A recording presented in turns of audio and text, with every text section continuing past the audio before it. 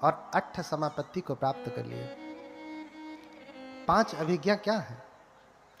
अभिज्ञा को अगर हम परिभाषित करते हैं तो अभिज्ञा, विशेष प्रकार का ज्ञान, जिसे आप सुपर नेचुरल पावर कहें, रिद्धि बल कहें। क्या हुआ? दिव्य शोत धातु, अर्थात उनको दिव्य कान प्राप्त हुए। दिव्य कान का मतलब अलग से नहीं आके जुड़ गया, यहीं बैठे हुए दूरे सद्दंग सुना, दूर के शब्दों को सुन सकते हैं। यहीं बैठे हुए जिधर देखना चाहें उधर देख सकते हैं। जैसे आप चैनल बदलें, अमेरिका में क्या चल रहा है, या बटन दबाया और वो चैनल चलने लगा। यहीं बैठे दूसरों को अपने शब्द सुना सकते हैं। और आकाशे ना बलंकन गच्छति, आकाश में पलंक धारण करके ऐसे ही पालथी मारे पक्षियों की भांति उड़ता है, पक्षियों की भांति उड़ता है। और पर चित्तानुविजानना, दूसरे के हृदय में क्या चल रहा है वो व्यक्ति जान जाता है। बुद्ध भी दूसरे के हृदय की बात को पढ़ लेते थे। आगे कथा बताऊंगा कि सुदत्त के हृदय में क्या चल रहा था, भगवान बुद्ध देख लिए। सुदत्त ने कहा कि अगर भगवान मुझे मेरे कुल गोत्र के नाम से पुकारेंगे तभी मैं जानूंगा कि असली भगवान है। और जैसे ही सुदत्त आ रहा है, सामने आया, भगवान ने कहा, ए ही सुदत्त, आओ सुदत्त। अनाथ पिंडिक का पहला नाम क्या है? सुदत्त। उसका कुल का नाम क्या है? सुदत्त। और इतना ही सुनते ही भगवान के चरणों में गिर पड़ा कि अरे भगवान तो मुझे जान गए, मेरे असली नाम को जान गए, कुल के नाम को जान गए। तो हृदय के भीतर क्या चल रहा है भगवान जान जाते हैं। हाँ, मैं आगे बताऊंगा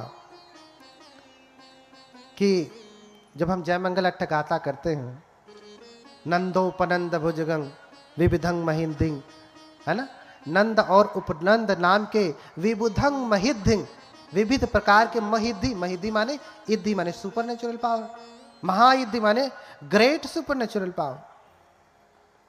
समझ रहे ना? हम जय मंगल अट्ठ गाथा में बार बार यही कहते हो ना। जितने भी बौद्ध बैठे होंगे सबके यहाँ शादी विवाह में चलता है। अभी मैं उसकी व्याख्या करूंगा, उसका अर्थ बताऊंगा, तो कहेंगे ये तो बनते जी कहीं किसी और धर्म का बता रहे, किसी और धर्म का नहीं। हमने अपना धर्म ओरिजिनल जाना नहीं, वास्तविक जाना नहीं, इसी का कॉपी करके लोगों ने अपना व्यापार बढ़ा लिया। बुद्ध के पास सब कुछ है ना।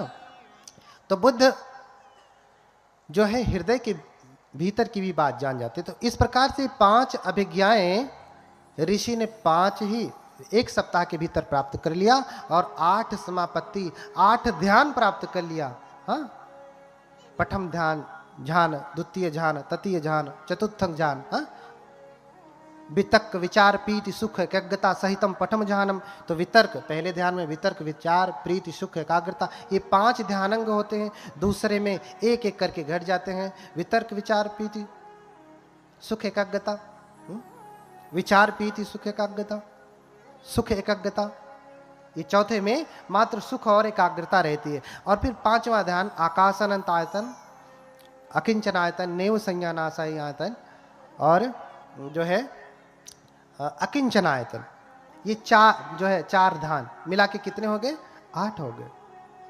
तो मात्र 1 सप्ताह में 5 अभिज्ञा और 8 समापत्ति को प्राप्त कर लेते हैं। अब आपके मन में प्रश्न होगा कि कोई, ठीक है, मन की कोई बात तो जान सकता है। आजकल मेंटलिज्म चल रहा है बहुत सारी। अभी यूट्यूब पे आप देखते होंगे कोई लड़की है जो आपके मन में क्या चल रहा है जान जा रही मेंटलिज्म के द्वारा। वो बहुत सूक्ष्म, एक प्रकार से समझिए बहुत छोटा प्रयोग है। बुद्ध के ध्यान का प्रयोग करने के बाद बहुत विस्तृत ज्ञान प्राप्त होता है। वो तो एक भाग है, एक शाखा है मात्र, उसी पे चल रहे हैं। तो अब हमारा शरीर तो 4 तत्वों से बना है। हाँ, इसमें मिट्टी है, पृथ्वी, आपो, तेजो, वायु, इसमें पृथ्वी है, मिट्टी है, आपो है, पानी है, और क्या है? आग है, और वायु है। 4 तत्वों से शरीर बना है, 5वां तत्व बाद में घेरता है। बौद्ध धर्म में इसलिए 5वें तत्व का उल्लेख नहीं। क्यों? क्योंकि जब हम आकाश अनंत आयतन की साधना करते हैं तब आकाश तत्व घेरता है। जब हम समापत्ति का अभ्यास करते हैं, बुद्ध ने स्वयं इस ध्यान का अभ्यास किया, तब आकाश अनंत आयतन, तब आकाश धातु हमारे सामने आता है। तो हमारा शरीर 4 तत्वों से बना है, लेकिन कैसी अवस्था में है? सुषुप्तावस्था में है। हमारे में आग भी है, इस शरीर में भी आग है और बाहर भी आग है। लेकिन जब आप आग में हाथ डालते हैं तो क्यों हाथ जल जाता है? इस शरीर में भी पानी है, जल है, बाहर भी जल है, लेकिन जल में फेंक दिया जाए तो आप मर क्यों जाते हैं? बुद्ध नहीं मरते, बुद्ध नहीं मरते। बुद्ध तो पानी पे ऐसे चलेंगे। आप त्रिपिटक पढ़िए, जब भगवान उपदेश करने के लिए सारनाथ में आ रहे हैं तो नाविक से कहते हैं कि जरा मुझे पार उतार दो। बोला कि 10 कासार्पण लगेंगे, नहीं तो बैठो यहीं,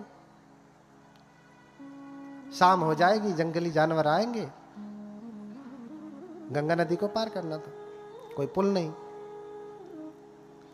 तो बोले भगवान कि मेरे पास तो कोई धन नहीं, तुम्हें मैं कोई श्रेष्ठी दिखता हूं? बोले नहीं, धन है तो बैठिए आप उधर जाके भी क्या करेंगे? कह करके उधर मुंह फेर करके बैठ गया और भगवान अपनी रिद्धि बल से गंगा नदी के जल पर ऐसे चलते चलते चलते इस पार चले आए और ऐसे घूम के देखता, अरे श्रवण गौतम तो महारिद्धिशाली है, जल के ऊपर चलते हुए जाता। आपको आश्चर्य होगा, भगवान बुद्ध 3 बार श्रीलंका में गए। आप जाइए, इतिहास देखिए, वहां के पुरातत्व ने बोर्ड लगाया है, यहां भगवान बुद्ध आए। और क्या देखा कि अमरावती में, अमर नगर में, दर्शनीयं मनोरमं, जो सुंदर है, बहुत ही अच्छा है, हरे भरे पेड़ पौधे हैं, फल फूल से लदा है, और लोग वहां पे क्या कर रहे हैं? सफाई कर रहे हैं। एक नगर है, गांव समझिए, वहां सफाई कर रहे हैं। जैसे यहाँ पे अभी जब कथा लग रही थी, लोग साफ सफाई, टेंट वेंट, साज सज्जा सब कुछ चल रहा है। दूसरे लोग पूछते हैं ना कि अरे क्या होने जा रहा है, जिनको नहीं पता तो कहेंगे भैया कथा होने जा रही, बुद्ध कथा होने जा रही। शोधे तमंज समदिस्वा ओ तरित्वा न भास्तहि किम तम अंजस शोधे स इति जनतं पुछे। क्या किए कि देखा उन्होंने कि सारे लोग साफ सफाई कर रहे हैं, कोई रास्ता बना रहा है, कोई पानी ला रहा है, कोई आसन लगा रहा है, साज सज्जा चल रही। तो आते हैं और पूछते हैं कि आप किसके लिए इतनी तैयारी कर रहे हैं? किसके लिए इतनी तैयारी कर रहे हैं? क्या कोई आवाह विवाह है या राजा महाराजा आ रहे हैं? इतनी तैयारियां तो राजा महाराजा के आने पे ही होती है, आप इतनी तैयारी क्यों कर रहे हैं? तो उस अमर नगर के लोग कहते हैं कि अरे आप तो परम तपस्वी हैं, आपको नहीं पता, आप तो सब कुछ देख सकते हैं, आपने देखा नहीं? सुमेध त्वं न जानासि दीपंकर तथागतो। क्या करें? अरे सुमेध, तुम नहीं जानते कि दीपंकर तथागत अपने शिष्यों के साथ यहां आ रहे हैं। सुमेध त्वं न जानासि दीपंकर तथागतो संबोधिमुत्तमं पत्वा धम्मचक्रम अनुत्तरम भिक्षु सत सहसे ही चतु ही विमले ही तंग निमंतयिम दानेन मया लोके एक नायकम। अरे सुमेध, तुम नहीं जानते कि आज इस नगर में दीपंकर बुद्ध आ रहे हैं। दीपंकर, यही मऊ जिले में एक बुद्ध विहार है।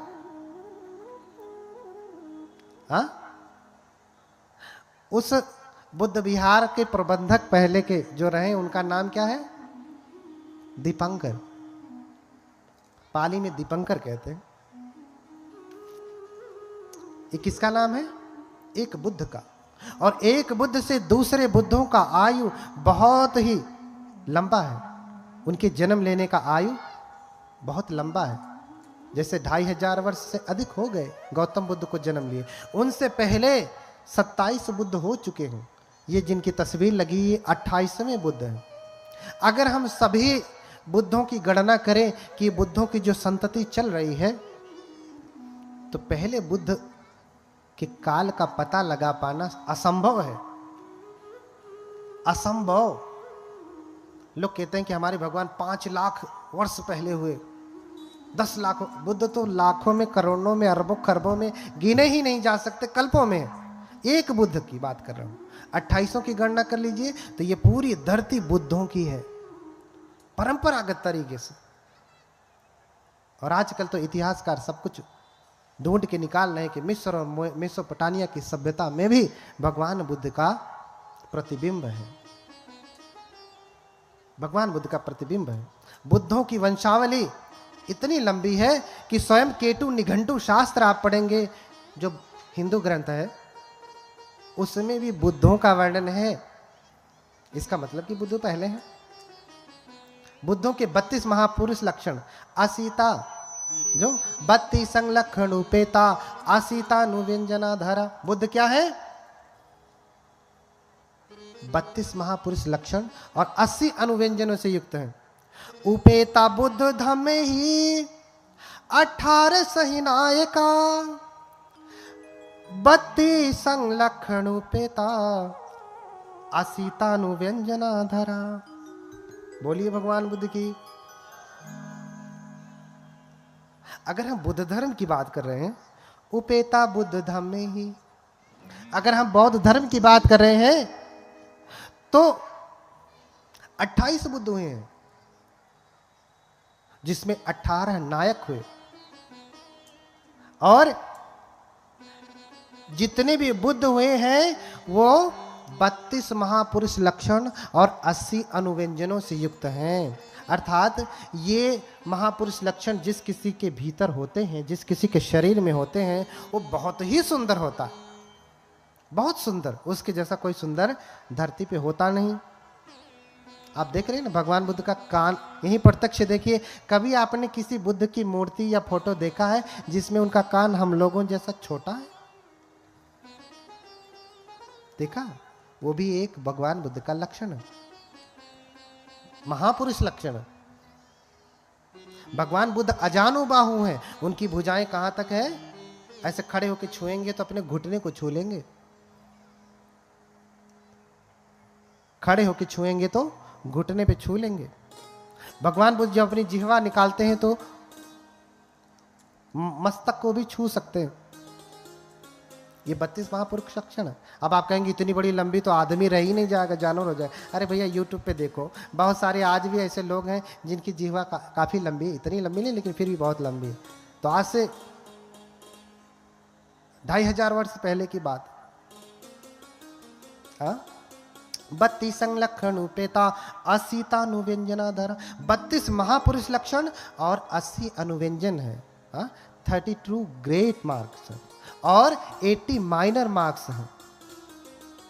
यानी 32 महापुरुष लक्षण तो है ही, इसके साथ साथ 80 छोटे छोटे महापुरुष लक्षण, 80 छोटे छोटे महापुरुष लक्षण। जैसे उनकी त्वचा पे कभी गंदगी नहीं बैठती। आपकी त्वचा पे गंदगी बैठ जाती है तो आप क्या करते हैं? तमाम फेस वॉश लगाएंगे, तो स्क्रबर लगाएंगे, तो भाप लगाएंगे, क्या क्या करेंगे, आपकी गंदगी छूट जाए चेहरे से, डेड सेल्स निकल जाए। लेकिन बुद्ध को ऐसा नहीं होता। बुद्ध को ऐसा नहीं होता। बुद्ध की त्वचा बिल्कुल वैसे ही है जैसे मोर के पंख, जैसे पक्षियों के पंख। पानी गिराएंगे, पानी उस पर टिकेगा नहीं, पानी उस पर टिकेगा। जैसे प्लास्टिक हो, पानी गिराया, पानी प्लास्टिक से चिपकता नहीं।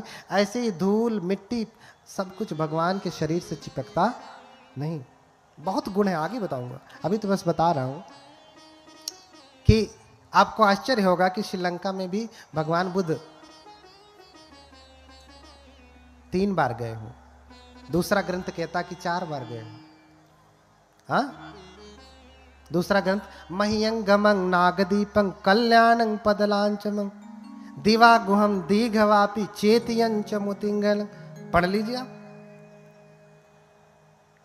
हाँ पढ़ लीजिए, आप पढ़िए, उसके बाद जाके आंखों से देख करके आइए। वहां श्रीपाद, भगवान बुद्ध का क्या है? श्रीपाद है। श्री श्री, अभी किसी के सामने लिख दिया जाए श्री फलाने, श्री अनिल चंद्रा, डॉक्टर श्री रामविलास भारती, तो अरे ये क्या लगा दे, श्री क्या होता? अरे हम आशीर्वाद भी देते तो कहते पाली में कहेंगे तो श्री कहेंगे, स पे छोटी की मात्रा, र पे छोटी की मात्रा, श्री। अब उसे हिंदी में करेंगे तो क्या होगा? श्री होगा। संस्कृत में भी श्री होगा। श्री एक सम्मान का सूचक है, संपत्ति का सूचक है, वैभव का सूचक है। अब आप यहीं जाएंगे महाबोधि, सारनाथ में ही जाइए चाहे बोध गया में जाइए, लिखा रहेगा बोर्ड, क्या लिखा रहता है? श्री महाबोधि। क्या लिखा रहता है? आप देखते भी होंगे, क्या लिखा रहता है? श्री महाबोधि। श्री बोधि धूमराज, श्री बोधि सत्युत्पत्ति कथा, ये पूरा ग्रंथ भी रचा है। अरे ये सब छठवें संगायन में है, उसके अंतर्गत है। तो 3 बार गए। एक ऊंचा पहाड़ है 5 किलोमीटर ऊंचा, आप गूगल से ही देख लीजिएगा, आजकल तो सब कुछ यहीं बैठे बैठे देख सकते हैं, यूट्यूब से देख लीजिए। वहां आज भी वहां की सरकार चाहे तो वो क्या कहते हैं, रोपवे लगा दे, लेकिन नहीं लगाती। क्यों? क्योंकि वो चाहती है सरकार कि भगवान बुद्ध का दर्शन इतना आसान थोड़ी ना होता है। रोपवे लगा दिया, बैठे फर से गए, दर्शन के क्या अर्थ? अरे उस भगवान का दर्शन करना है तो थोड़ा चल करके जाओ, चढ़ करके जाओ। लोगों को 12-12, 20-20, 2-2 दिन लग जाते हैं चढ़ने में। बूढ़ी बूढ़ी माताएं, बूढ़े बूढ़े बुजुर्ग, एकदम भीड़ लगी रहती है। आप जाइए कभी, चढ़ते हैं, 2-4 सीढ़ी चढ़ के बैठ जाएंगे, आराम करेंगे, खाना पीना लिए रहते हैं। 2 दिन, 3 दिन, 4 दिन लगे, लेकिन जाएंगे भगवान का, वर्ष में एक बार वो भगवान का दर्शन अवश्य करते हैं। जवान लोग तो कई बार, मैं भी कई बार गया, चढ़ते उतरते दशा खराब हो गई। इतना ऊंचा, इतना ऊंचा। वहां भगवान बुद्ध का श्रीपाद यानी बुद्ध का पैर है वहां पे, पाद यानी पैर। बुद्ध के पैर को श्रीपाद कहते हैं, बुद्ध का पैर है। जाके देखिए वहां पे, और लोग उसको देश विदेश से नमन करने के लिए वहां पे आते हैं, नमन करने के लिए आते हैं। तो क्या सुमेध तुम नहीं जानते कि दीपंकर तथागत आ रहे हैं, और हम सभी लोगों ने मिलकर के उनको निमंत्रित किया है। उनको क्या किया है? निमंत्रित किया है। अपने बहुत सारे भिक्षु संघ के साथ वो इस अमर नगर में आ रहे हैं।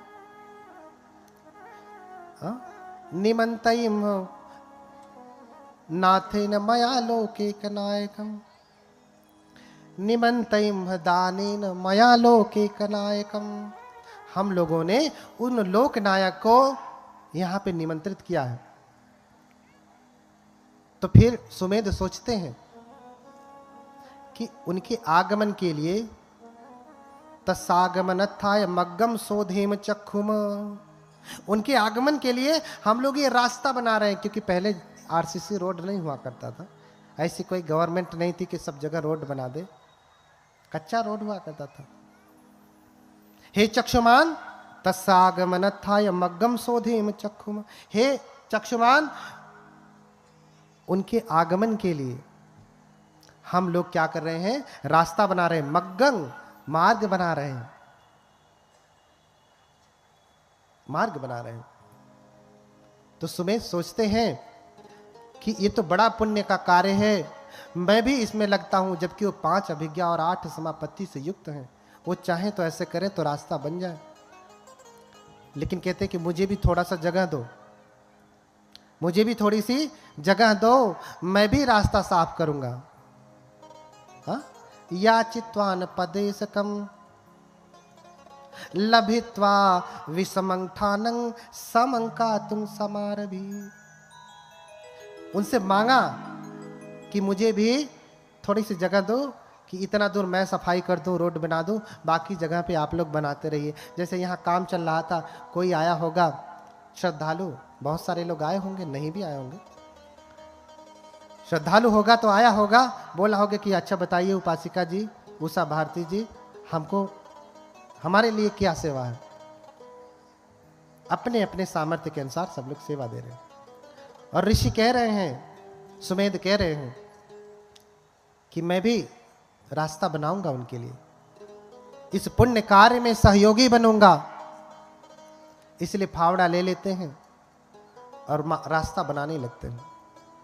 अब इतने वैभवशाली घर में रहें, जिनके घर में खुद ही 1000 बैलों की खेती, 7 पीढ़ियों का इतना विशाल धन, कभी खेत देखा भी नहीं, और फावड़ा चलाने की तो बात ही छोड़िए। और वो भी सब कुछ छोड़ करके जंगल जा करके अभी सप्ताह भर वो तप ही कर रहे हैं। एक सप्ताह कोई बैठ करके आए, फिर फावड़ा पकड़ा दीजिए, चलेगा। लेकिन फिर भी देखिए श्रद्धा कि नहीं, मैं भी बनाऊंगा। फावड़ा पकड़ लेते हैं और रास्ता बनाने लगते हैं, लेकिन उनसे बनता नहीं। भगवान आने वाले हैं और भगवान आने लगते हैं, दीपंकर बुद्ध आने लगते हैं दूर से ही। हाँ, दूर से ही भगवान को देखते, वो भगवान बुद्ध आ रहे हैं, और सब लोग चिल्लाने लगते, भगवान आ रहे हैं, भगवान आ रहे हैं, आगच्छति भगवान, आगच्छति भगवान, आगच्छति भगवान। अरे देखो देखो, भगवान आ रहे, भगवान आ रहे, भगवान भगवान आ रहे हैं। सब चिल्लाने लगे। अब वो देखते हैं कि अरे भगवान आ रहे हैं, लेकिन अभी इनके हिस्से का जो रास्ता बनाना था, ये बना नहीं पाए, सफाई नहीं कर पाए। अभी पानी बह ही रहा है, कचरा बह ही रहा है, थोड़ा सा बचा है। अब भगवान अगर आएंगे तो उनके पैरों में पंख लग जाएगा, कीचड़ लग जाएगा। सोच रहे हैं भगवान। और सुमेध तपस्वी, क्या करूं, भगवान आ रहे हैं, क्या करूं, भगवान आ रहे हैं, क्या करूं, समझ में नहीं आ रहा। अब तो भगवान दिख गए, अब इतनी जल्दी बनेगा भी नहीं। चाहते तो रिद्धि बल से बना लेते, नहीं बनाया, हाथ से मेहनत करके, शरीर से श्रम करके बना रहे हैं, और नहीं बना। तो भगवान धीरे धीरे आते हैं और नजदीक पहुंच जाते हैं। अब क्या करें, अब नजदीक पहुंच गए तो इधर से गुजरेंगे भगवान तो उनके पैरों में कीचड़ लग जाएगा। इसलिए क्या करते हैं कि भगवान के पैरों में कीचड़ ना लगे, वो वहीं पे तुरंत जो है अपना सर नीचे करके, पीठ ऊपर करके लेट जाते हैं कि भगवान अकमित्वा भगवा गच्छति हिताय में भविष्यति। भगवान मेरे ऊपर चल करके जाएंगे तो मेरे लिए क्या होगा, सुख का कारण होगा, ये मेरा कल्याण सिद्ध हो जाएगा, जो करना चाहता हूं वो पूर्ण हो जाएगा। भगवान के चरण रज अगर मेरे ऊपर पड़ गए तो। बोली भगवान बुद्ध की इतनी श्रद्धा। अब भगवान आते हैं, पास जैसे ही लेटे देखते हैं तो भगवान, पहली बात तो भगवान किसी को कुचलते नहीं। बुद्ध किसी के ऊपर चल करके नहीं जाते, चाहे कितना ही उसका मंगल सिद्ध होने वाला हो, कितना ही मंगल सोच करके वो लेटा हो, लेकिन बुद्ध कभी उसके ऊपर चलेंगे नहीं, क्योंकि भगवान बुद्ध जानते हैं कि तद्धर्म सर्वदेही नाम। ये मनुष्य जो आज लेटा है, या संसार के जितने भी प्राणी हैं, सब में बोधि का बीज है। सब में क्या है, बोधि का बीज है। अगर कोई एक व्यक्ति बुद्ध बन सकता है तो संसार के समस्त प्राणी भी बुद्ध बन सकते हैं। अगर एक चने का बीज जम सकता है तो जितने चने उगाते हैं लगभग सभी जम सकते हैं। जमते हैं कि नहीं? आप जितना चना बोइए, अगर 100 आप बोएंगे तो आप समझिए कि 99 जमेंगे ही। ऐसे ही समस्त मानव जाति जो है उसमें बुद्धांकुर है। क्या है? उसे बुद्धांकुर कहते हैं। इसलिए इसी मऊ जिले में एक बुद्ध विहार है जिसका नाम क्या है? बुद्धांकुर। बुद्धयान भीम ज्योति बुद्ध विहार। हर प्राणी क्या है? बुद्धांकुर है, बुद्ध का अंकुर है, बुद्ध बन सकता है। इसलिए बुद्ध किसी को कुचलते नहीं, बिना बुद्ध के कुचले ही मंगल होता है, बुद्ध के दर्शन मात्र से ही मंगल होता है। इसलिए कहा श्रमणानंच दर्शनं, श्रमणों का दर्शन करना, दर्शन मात्र से ही मंगल हो जाता है, कुचलने की आवश्यकता नहीं। और आते हैं, रुकते हैं, फिर पूछते हैं सुमेध से कि तुम क्यों लेटे हो। देखिए, प्रश्न होता है कि सभी बुद्ध पूछते हैं। एक तो प्रश्न ये पैदा होता है कि बुद्ध अगर सच में लोगों के मन की बात जानते हैं तो पूछते क्यों हैं, और पूछते हैं तो इसका मतलब जानते नहीं। यही हुआ ना। बोलिए भगवान बुद्ध की। बुद्ध अगर सर्वज्ञ हैं, अभी हमने एक स्तुति की, सर्वज्ञ है सुगतो बुद्धो, क्या कहा? सर्वज्ञ, सब कुछ जानने वाले। क्या है? सब कुछ जानने वाले। अगर वो सर्वज्ञ सब कुछ जानते हैं तो इसके मन में क्या चल रहा है ये नहीं जान रहे, पूछ क्यों रहे? फिर क्यों पूछ रहे?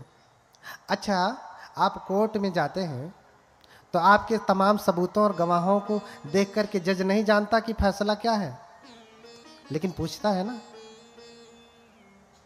ये तो बहुत मामूली बात है, पूछता है ना कि भैया तुम्हें कुछ कहना है। हम तो सब जान ही रहे हैं क्या है, सारा कच्चा चिट्ठा ये रखा है, लेकिन जज आपको अवसर देता। बुद्ध भी अवसर देते हैं आपको।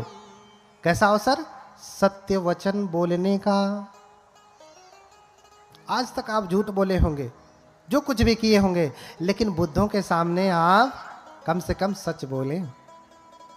बुद्धों के सामने सच बोलें, आप वचन की शुद्धता करें। इसलिए बुद्ध जानते हुए, भगवता जानता पश्यता पुच्छति, भगवान जानते हुए देखते हुए पूछते हैं। हाँ, फिर पूछ लिया कि क्यों लेटे हो, इस प्रकार लेटने से तुम्हारा क्या सिद्ध होने वाला है? हाँ, तो सुमेध सोचते हैं कि इच्छे अज अहम इधर, क्या कहते हैं? मन में सोचते हैं, इच्छे अज अहम अज सब्बांतरणे भवे संघर्ष नवको हुत्वा पविष्यं पुरं वरं। अगर मैं चाहूं तो इसी समय अपने समस्त क्लेशों को नष्ट करके, क्योंकि 5 अभिज्ञा और 8 समापत्ति में सिद्ध व्यक्ति अरहत हो जाता है। अरहत हो जाता है, बस कहे कि नहीं मुझे अरहत होना है तो अरहत हो जाता है। उन्होंने सोचा कि मैं अगर चाहूं तो अभी अरहत हो जाऊं, जीवन मुक्त हो जाऊं, फिर से दोबारा जन्म मरण के चक्कर से फंसने वाला ना हो, मुक्त हो जाऊं। लेकिन मेरे अकेले मुक्त होने से क्या लाभ? मेरे अकेले मुक्त होने से क्या लाभ? देखिए, बौद्ध धर्म में 2 यान हो गए बुद्ध के बाद, थेरवाद और महायान। थेरवाद बुद्ध बनने पे जोर देते हैं, थेरवाद श्रावक बनने पे, अरहत बनने पे जोर देते हैं, महायान बुद्ध बनने पे जोर देते हैं। कारण क्योंकि इसकी जड़ें स्वयं थेरवाद में, जो मैं कथा सुना रहा हूं आपको, ये थेरवाद के पाली ग्रंथ से ही है, थेरवाद के पाली ग्रंथ से ही है।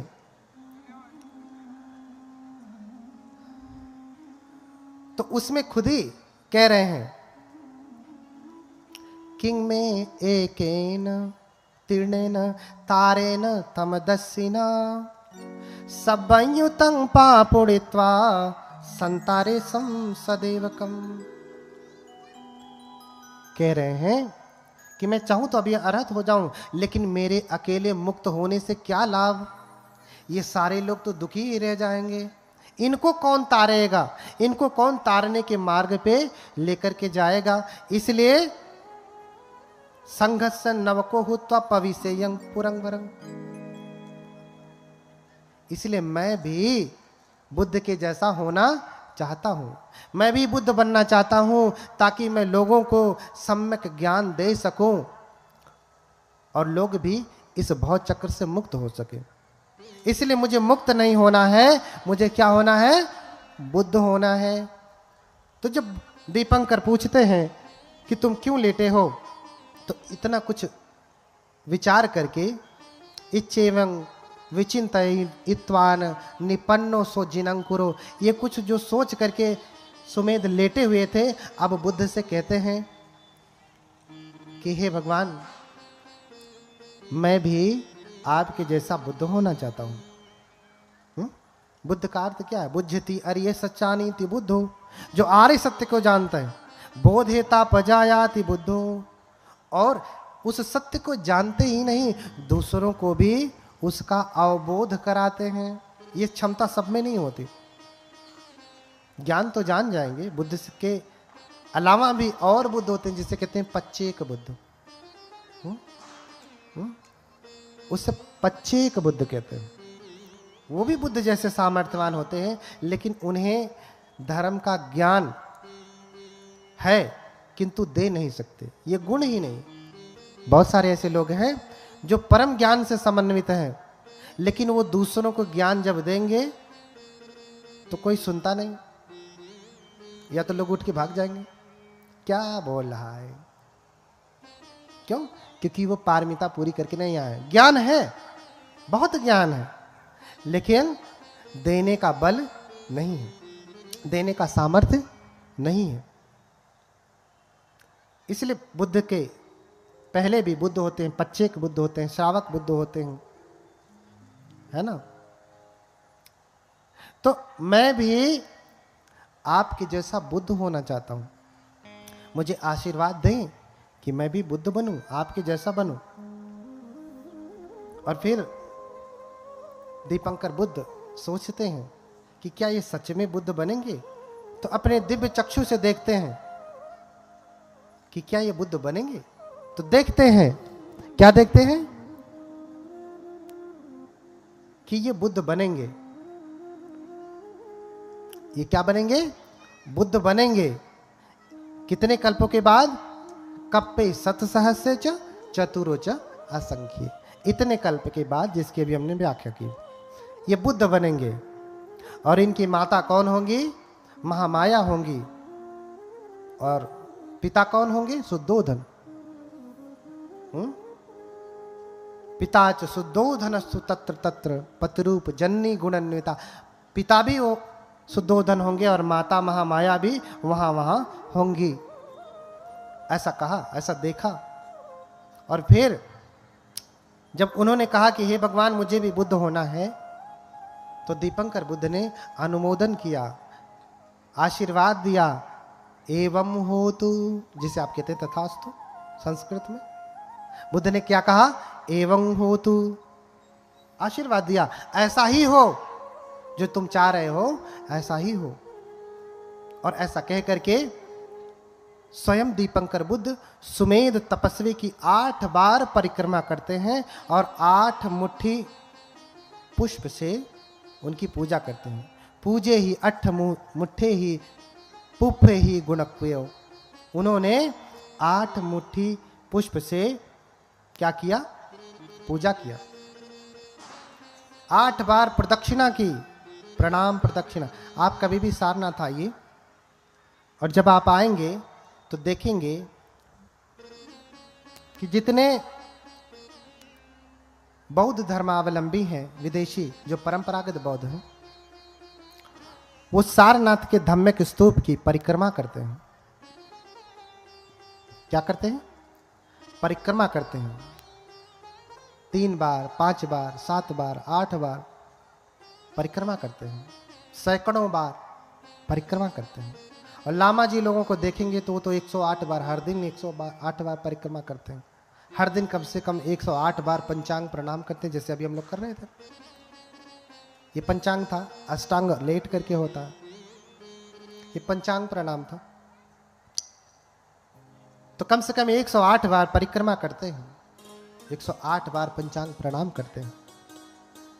दीपंकर बुद्ध ने सुमेध की 8 बार परिक्रमा की। बुद्ध स्वयं बोधिसत्व की परिक्रमा कर रहे हैं। क्यों? क्योंकि ये भी होने वाले बुद्ध हैं, ये भी होने वाले बुद्ध हैं। तो दीपंकर बुद्ध सुमेध के शरीर की परिक्रमा नहीं कर रहे हैं, आप तो किसकी परिक्रमा कर रहे हैं? उनके भीतर उत्पन्न होने वाले बुद्धत्व की परिक्रमा कर रहे हैं कि ये होने वाले बुद्ध हैं, ये बोधि के बीज हैं, ज्ञान के बीज हैं, बुद्धत्व के बीज हैं। आज नहीं तो कल, जो कल्प पूरा होगा तो ये बुद्ध बनेंगे। और उनका देखा देखी उनके शिष्य भी 8 मुट्ठी पुष्प से उनकी पूजा करते हैं। अब आपके मन में प्रश्न होगा, 8 ही बार क्यों, 8 ही मुट्ठी पुष्प से पूजा क्यों किया? 10 क्यों नहीं किया? 20 कर लेते, या एक ही मुट्ठी क्या कम था? है ना? बोलिए भगवान बुद्ध की। क्योंकि जितने भी बुद्ध जब ज्ञान प्राप्त करते हैं, जितने भी बोधिसत्व जब बुद्ध बनते हैं, ज्ञान प्राप्त करते हैं, बुद्ध होते हैं, तो वो धर्म चक्र चलाते हैं। और धर्म चक्र अष्टांगिक मार्ग ही है। इसलिए 8 अंगों वाला मार्ग, 8 अंगों वाला धर्म चक्र ये चलाएं। इसलिए 8 बार इनकी परिक्रमा की। बोलिए भगवान बुद्ध की। आप भी जब जाएं धम्मिक स्तूपा में तो परिक्रमा करें। कितनी बार? 8 बार। क्यों? क्योंकि भाई